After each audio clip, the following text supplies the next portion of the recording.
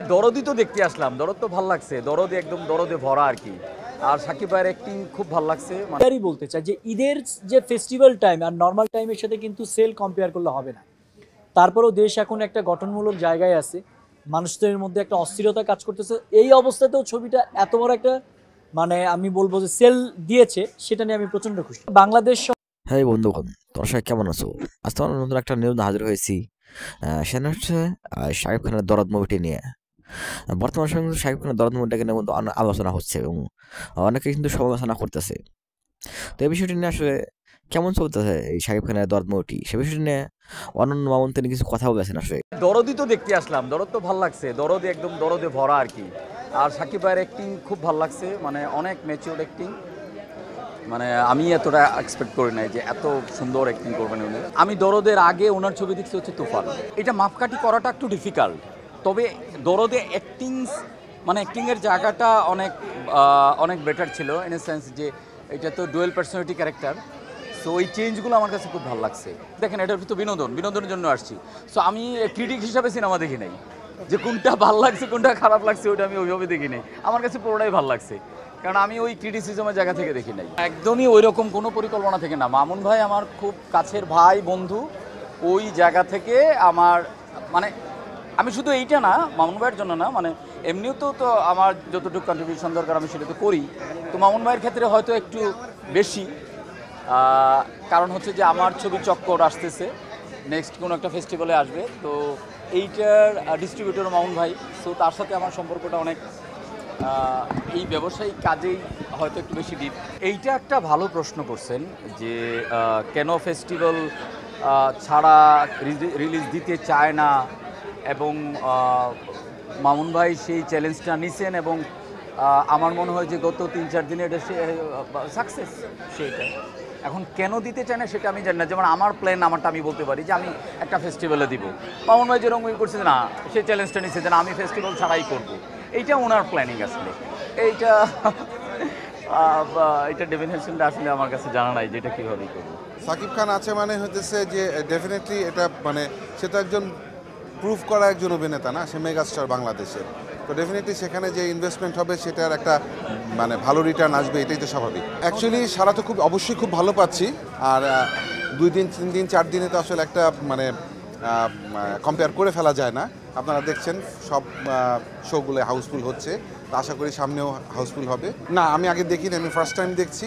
Half time পর্যন্ত দেখলাম, আমি সত্যি খুব ভালো লাগছে। এই কথাটা শেষ হলে মনে হয় আমি দৌড়ে চলে যাব বাকি হাফ দেখার জন্য। আমি এখন পেছন থেকে কাজ করতে চাই, পেছন থেকে কাজ করছি, ক্যামেরার পেছনেই আছি। খুব সুন্দর কিছু জিনিস বানাতে চাই যেন হলে মানুষকে দেখাতে পারি। এটা যদি আমি অভিনয়ে থাকি তাহলে আমি ওটা বানাতে পারবো না। এই পরিবর্তনটা আসলে দর্শকের কারণেই হয়েছে। দর্শকরা হলে না আসলে তো আসলে যারা ইনভেস্টর আছে তারা ইনভেস্ট করবে না, তারা বড় বড় ইনভেস্টের সিনেমাগুলো বানাবে না। তো দর্শক আসছে, দর্শক যত বেশি আসবে আমাদের বাংলা চলচ্চিত্রে তত বেশি উন্নত হবে। তো সবাইকে অনুরোধ করব, বাংলা চলচ্চিত্র আপনারা হলে এসে দেখুন, আপনারা বাংলা চলচ্চিত্রকে আরও সামনের দিকে এগিয়ে নিয়ে যান। আসলে আমরা বলেছিলাম ঈদ ছাড়া ঈদের আমেজ আসবে, তো দরদ কিন্তু সেটা প্রমাণ করে দিয়েছে অলরেডি। ফার্স্ট ওপেনিং ডে তো আপনারা জানেনই যে অলমোস্ট বাংলাদেশ সহ আমরা বিশ্বের যে কান্ট্রিতে রিলিজ করেছি প্রত্যেকটা কান্ট্রিতে কিন্তু হাউসফুল গেছে। এখন একটা জিনিস আমি একদম ক্লিয়ারই বলতে চাই যে ঈদের যে ফেস্টিভ্যাল টাইম আর নর্মাল টাইমের সাথে কিন্তু সেল কম্পেয়ার করলে হবে না। তারপরেও দেশ এখন একটা গঠনমূলক জায়গায় আছে, মানুষদের মধ্যে একটা অস্থিরতা কাজ করতেছে। এই অবস্থাতেও ছবিটা এত বড় একটা আমি বলবো যে সেল দিয়েছে, সেটা নিয়ে আমি প্রচন্ড খুশি। বাংলাদেশ সহ এই ছবিটা আমরা 35 কান্ট্রিতে রিলিজ করতেছি। তো ইন্টারন্যাশনাল ডিস্ট্রিবিউশনটা আমরা অলরেডি বিক্রয় করে দিয়েছি। ওই ডিস্ট্রিবিউটর অ্যাকচুয়ালি কোন দেশে কতটা হল পাচ্ছে সেই হিসেবে সে ডে ওয়াইজ রিলিজ করতেছে। যেমন আমরা রিলিজে প্রায় 6টা কান্ট্রিতে আমাদের ছিল: Maldives, Nepal, UK, USA, Canada. Next উইকে যেমন আসতেছে Australia, Germany, Fiji, Indonesia, Oman, Bahrain, Qatar, UAE. তো এইরকমভাবে প্যারালালি কন্টিনিউয়াস আসতে থাকবে এবং মাউথ পাবলিসিটি কিন্তু ছবিটাকে অন্য লেভেলে নিয়ে গেছে। বিদেশে যারা প্রবাসী বাঙালি আছে তাদের মধ্যে দেখার একটা নতুন করে আগ্রহ জন্ম হয়েছে। সেই জায়গা থেকে আমরা সব কিছু পজিটিভ জিনিসপত্রই পাচ্ছি। হ্যাঁ, 10-15% একটা নেগেটিভ রিভিউ থাকেই, সেটা থাকবেই, যে কোনো কন্টেন্টেই থাকে। ওটা আমি অ্যাকসেপ্টেবল এবং ওটা আমি মেনে নিয়েছি। তো যেহেতু পজিটিভ রিভিউ বেশি পাচ্ছি, তো আমি ওটাকে কাউন্ট করবো এবং ভালো কিছু হচ্ছে এটাই আমি চিন্তা করছি।